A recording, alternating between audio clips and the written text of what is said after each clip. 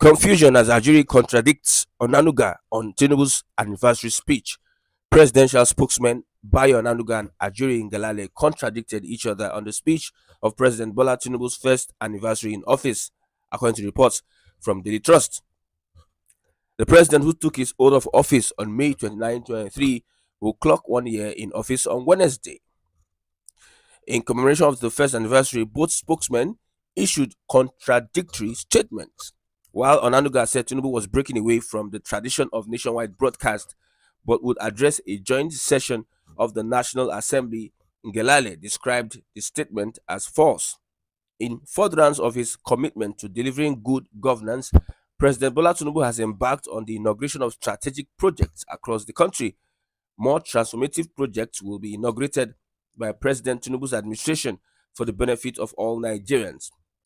In view of public commentary concerning the president delivering a speech before a joint sitting of the National Assembly tomorrow, May 29, 2024, it is important to state that this information is false and unauthorized, as the office of the president was not involved in the planning of the event, Ngelale's statement read.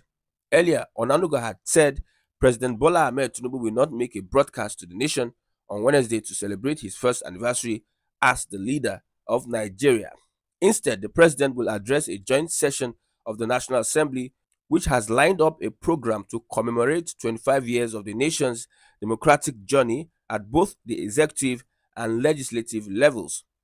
President Tinubu's speech will dwell on the achievements of his administration and Nigeria's democracy since the military ceded power in 1999. Former Senate President Senator David Mark, former Speaker of the House of Representatives, and now President Tinubu's Chief of Staff, Right Honorable Femi Gbajabiamila, are all lined up to address the parliament. Also lined to speak is the former military ruler, General Absalami Abubakar, who handed over power to civilian administration in 1999. At the end of the speeches, President Tinubu will commission the National Assembly Library and Resource Center, now to be known as Bola Ahmed Tinubu Building. It is unclear why both men gave contradictory account of such an important event. In another report, the Labour Party caucus in the House of Representatives has described President Bola Ahmed Tinubu's 1 year in office as a reign of economic hardship, insecurity, and hopelessness, contrary to the promised renewed hope mantra of the administration. This was contained in a State of the Nation statement issued in Abuja on Tuesday and signed by the caucus leader, Honorable Afam Victor Gene, to mark the first year anniversary of the current dispensation.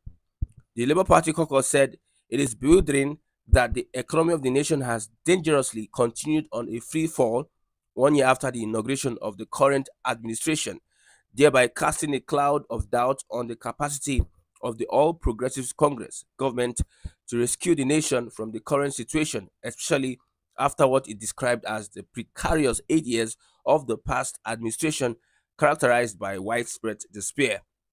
After last year's glitch-determined presidential election and the legal gymnastics which ratified the indolent behavior of the electoral umpire, our caucus has taken a backseat in the patriotic hope that maybe, just maybe, the beneficiary administration will be able to wrought magic and pull the nation from the precipice of economic annihilation. But as can be obviously felt by the blind and seen by the deaf, the entire country has, after 1 year, come to the full and unambiguous understanding of what President Bola Tinubu meant when he said that his administration will continue with the legacies of his predecessor.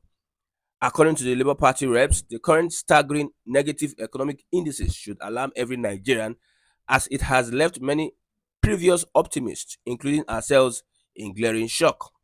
It stated that the latest report on the National Bureau of Statistics indicated that food inflation rate in March 2024 was 40.01% on a year-on-year basis, an increase of 15.56 percent points higher compared to the 24.45% rate recorded in March 23. Curiously, the National Bureau of Statistics has pointed out that the disturbing rise in food inflation was caused by an increase in prices of garri, millet, bread and cereal, yam, dried fish, meat and fruits, considered to be mostly everyday staple food for the ordinary man, who is now forced to battle with daily hunger as a result of food scarcity and decreasing purchasing power. The Labour Party lawmakers also noted that from 29.9% in January, the highest since 1996, Nigeria's general inflation rate today stands at 33.20% and a poverty rate of 38.9%. Price of petrol has risen from 238 naira per liter to 701.24 naira per liter, which is an increase of 194.5%. Cooking gas price has increased by over 70%. Diesel from 844 naira per liter to 1,415 naira per liter, which is 67.6%, and public debt from 87.38 trillion naira to 97.34 trillion naira, an increase of 11.4%. Also, interest rate for bank loans, which manufacturers and small and medium enterprises depend on for business and economic activities, has increased in the past year from 22.41% to 33.69%, which is an increase of 31.15%.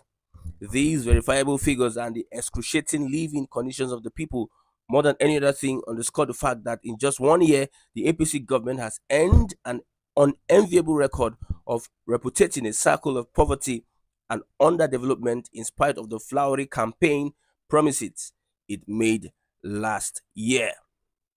We also call on government to intensify the fight against corruption with transparent governance and accountability being paramount. We also want that government should desist from throwing the nation to the whims of foreign financial institutions whose policies in developing countries are often anti people.